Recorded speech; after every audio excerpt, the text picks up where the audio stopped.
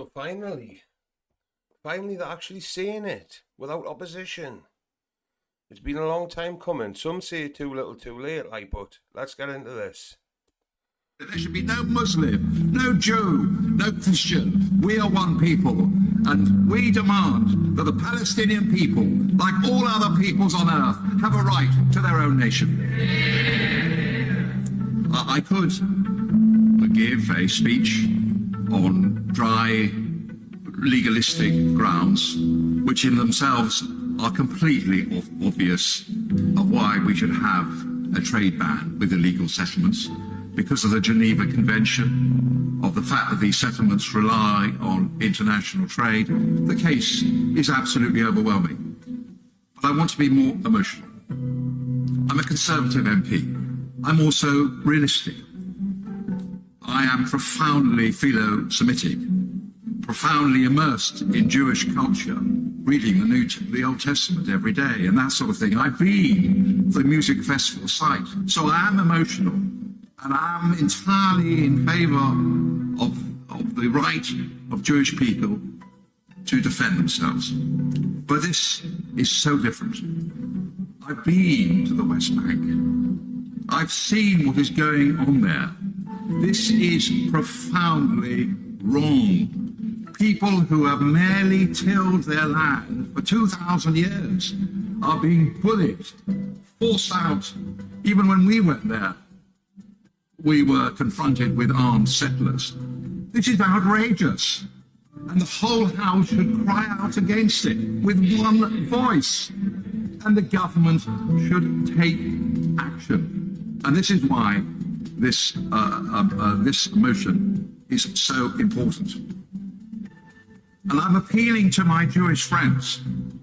So many good, honest, reasonable people who detest what is going on at the moment, who are entirely in tune with Jewish culture. But unfortunately, the Netanyahu government is bound by right-wing extremists, people who care nothing about human rights, who have this sort of weird and ridiculous notion that perhaps because 2,000 years ago this land was held by Jewish people, perhaps, not even certain of that they have a right to go in and force out people, destroy their lives.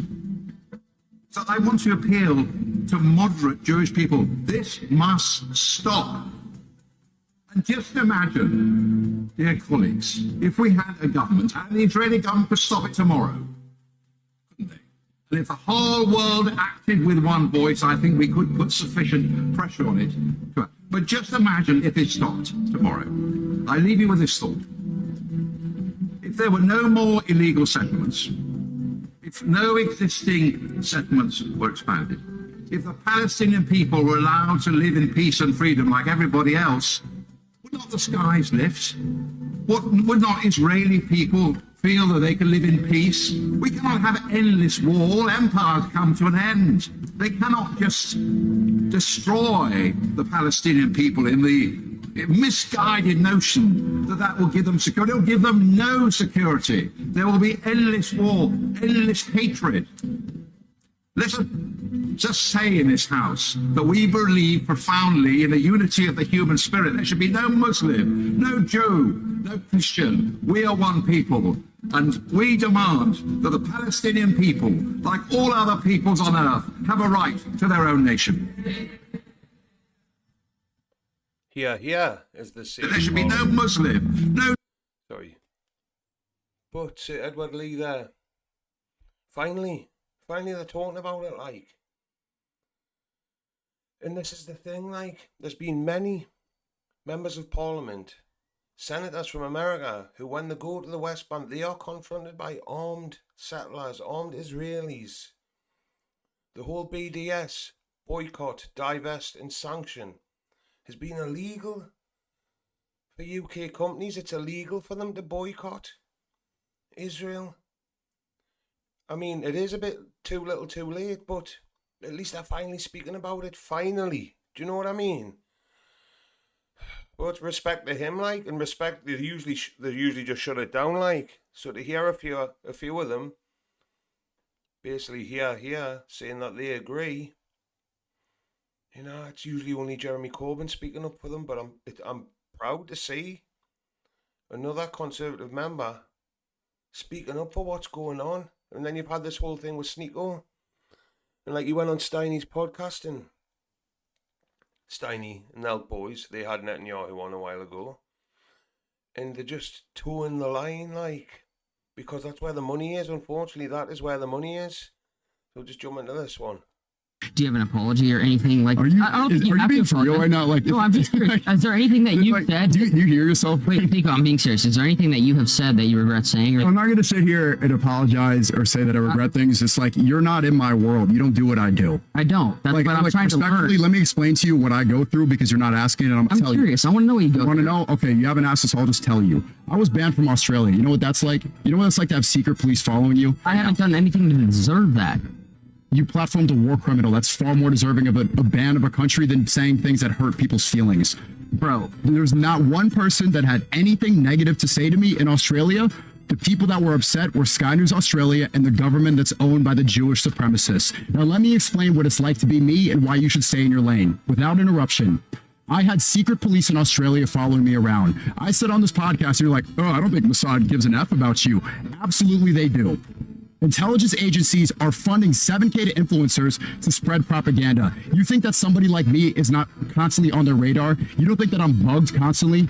You don't think that the feds tap me? I saw them following me in Australia. You know what that's like? You know what it's like to get banned everywhere on every single platform, and they take away your access to use your voice, and other people like you can create a narrative that's false about you, and you don't even have a place to defend yourself for 3 years, and then finally they apologize and you get it back? And then people like you don't even know. They're like, oh, the algorithm hates you. Let me finish explaining. Do you know what it's like to say what's true before everybody else gets on board? And then they start saying it and you're like, well, you were demonizing me then. Now you sound exactly like me. Moist Critical, who you brought up earlier, I debate him. Now he's repeating exactly what I say about Zionism. Back then, I was a crazy conspiracy theorist. You know what it's like to have the world calling you crazy? And then they're like, oh, wait, he was kind of right, but nobody apologizes. You don't know what it's like to be this. You don't know what it's like to be me. So respectfully, Steiny, stay in your lane. Okay, let me tell you. Stay in your lane. Let me tell you. You make gambling money, I don't. Don't try to say that I grift things or that I use religion. I don't, bot. I'm joking. I don't get deals with this. I'm not trying to compare myself to you. I don't care. I do what I do. But don't try to understand my world. Don't try to put yourself in the same position, because we are not the same, bro. And this is the whole thing, going back to the Member of Parliament there with the wanting to try and boycott or sanction the Israeli government, like the people who speak out, the likes of Sneako, Nick Fuentes, and then you have Piers Morgan, like, it frustrates me because obviously he was so, like, a Zionist apologist for so long, and he's like a fart in the wind. Piers, whichever way public sentiment goes, he shifts. Now, like Sneako mentioned there, that the mainstream narrative is more because everyone's waking up and realising and seeing firsthand what the Israeli government are doing all over the Middle East. And now everyone's getting on board. Then you get the likes of Piers Morgan. Oh yeah, I condemn the IDF. It's like, bro, use your ears and eyes and look. This is the thing. It's like Iran. That's why I need to go. I want to speak to the people. Because when you go on X or Twitter or Instagram, it's all just Reza Pahlavi's apologists and fans wanting him back in charge. He hasn't even lived in Iran for the last 40 years. But you know why? He put I shared it.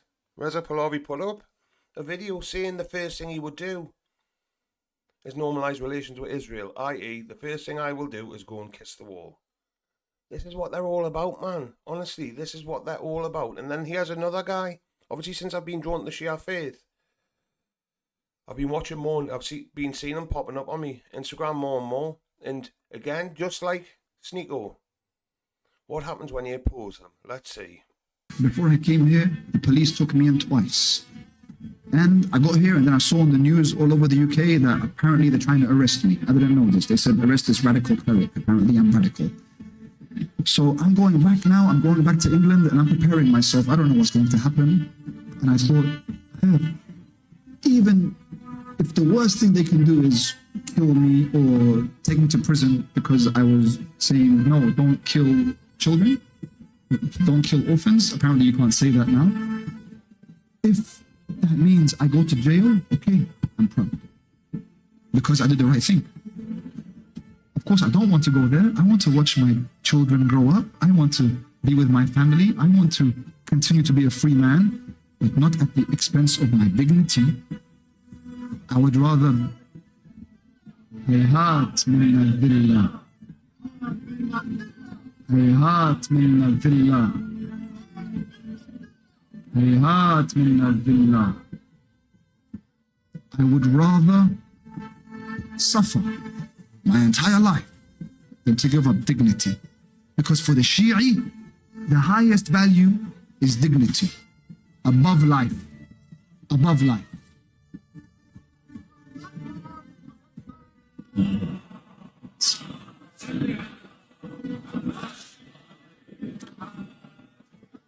My brothers and sisters, I only share this with you because I'm one of you.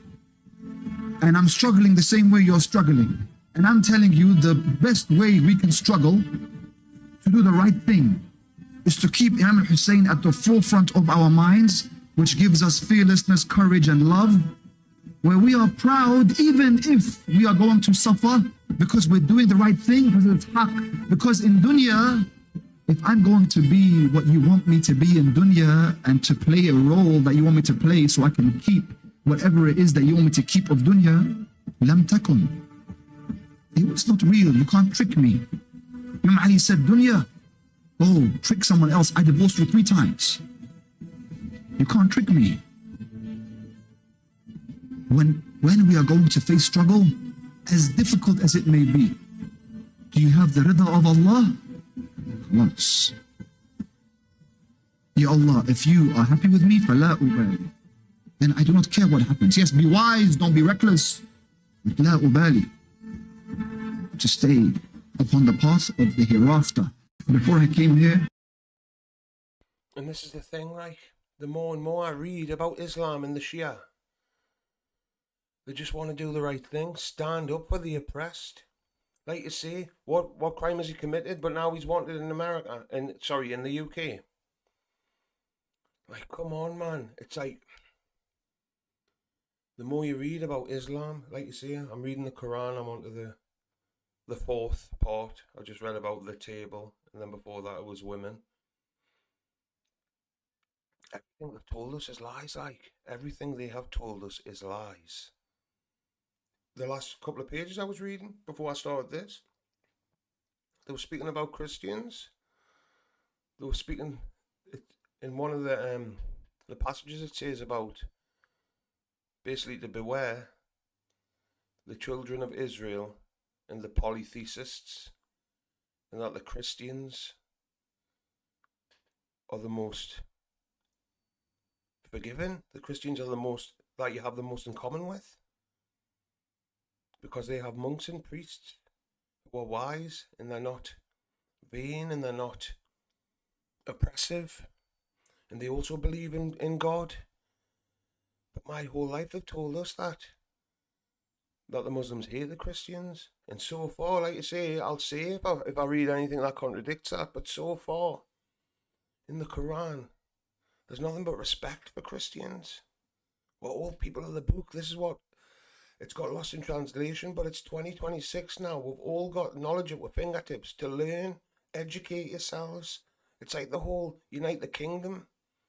This is a Christian country. Bro, you drink, you smoke, you gamble, you watch porn, you have casual sex, you lie, cheat, steal.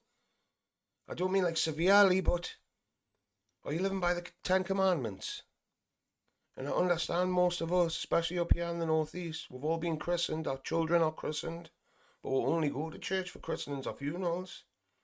Does that make us Christian? Just the same way that these grooming gangs, when they say it's a Muslim grooming gang, yet the Pakistani men, none of them prayed, none of them went to the mosque. If it was a group of Geordies, and I was saying this on TikTok, if it was a group of Geordies doing the same thing, Would the headlines be Christian grooming gangs or Christian grape gangs? No, but if it said Geordie grooming gangs, that would be factual, that would be correct. Don't get it twisted. If you're a scumbag, you're a scumbag. It doesn't matter what race, religion, creed. We need to unite, man, honestly. This division is not going to get us anywhere, but I just thought there were a couple of important things, especially when it comes to the Zionist regime. If you oppose them and you get a voice, obviously no one watches me, so it doesn't matter. But if once you get a bit of a following and you have a voice, they'll shut it down. They'll arrest you. They'll debank you. They'll deplatform you. For what? Telling the truth. And it's like Hussain said there, the Shia honestly believe they would rather die with dignity, die for what they believe in, than live a whole life as a coward. This is why, like Scott Rittler says, Iran lost the war on day one by killing the supreme leader. They're willing to die for Iran. They're willing to die for their faith. Can we say the same in the West? I don't think so, but that's it for this one.